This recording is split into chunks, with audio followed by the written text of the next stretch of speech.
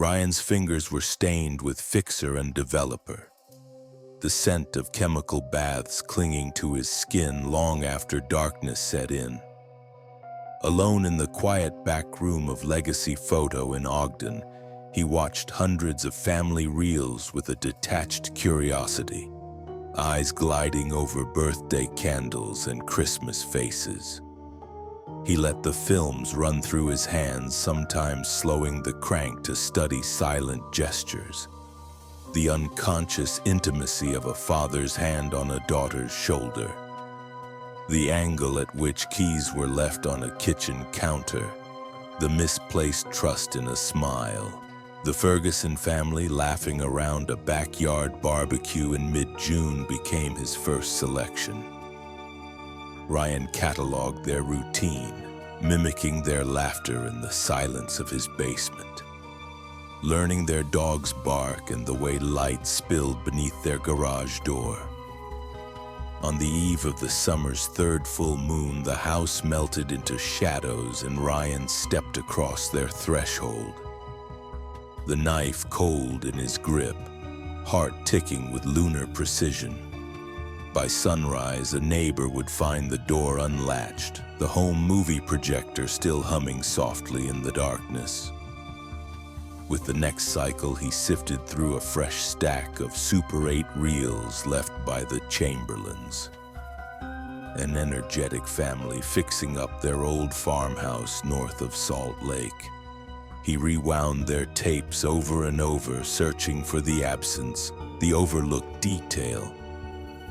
The mother's anxious glance when her husband left for late shifts, the way their sons camped in the living room instead of the bedroom, the subtle choreography of vulnerability.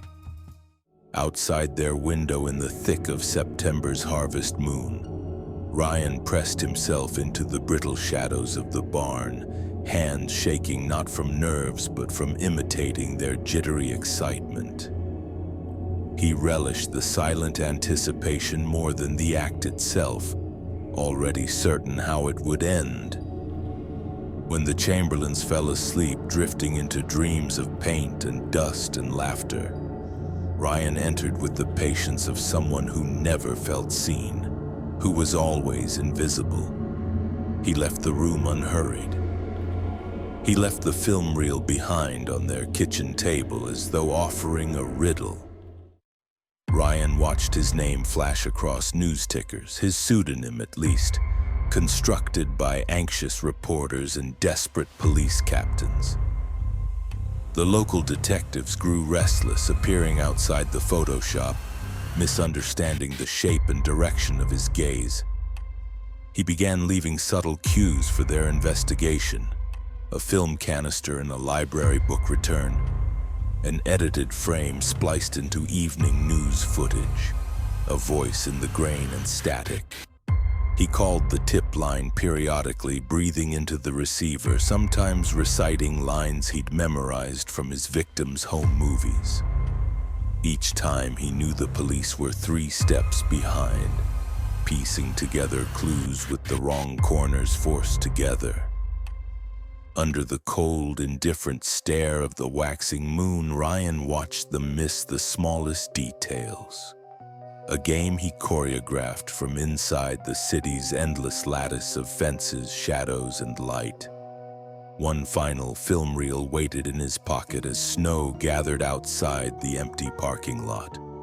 A shimmering halo crowned the midnight snow, casting the city in the anesthetic glow of December's last full moon. Ryan waited under the sulfur light of a dead-end alley, watching for the arrival of the patrol car he'd called in himself. The tape in his hand felt heavier than usual, his breath billowing in clouds. When the police arrived, guns drawn and shouts ricocheting between the brick walls, Ryan stepped into view, arms outstretched, the old projector tape hanging from his hand like a signal. He forced a smile, one studied from his films, and closed his eyes as orders barked and boots scraped the snow. He'd orchestrated every move, every detail, every last flicker of light in a broken frame. As the world erupted in noise and light, he let the tape drop. In the wake of gunshots, he disappeared into the blur, one last unspooled mystery for strangers to catalog, rewind, and fail to understand.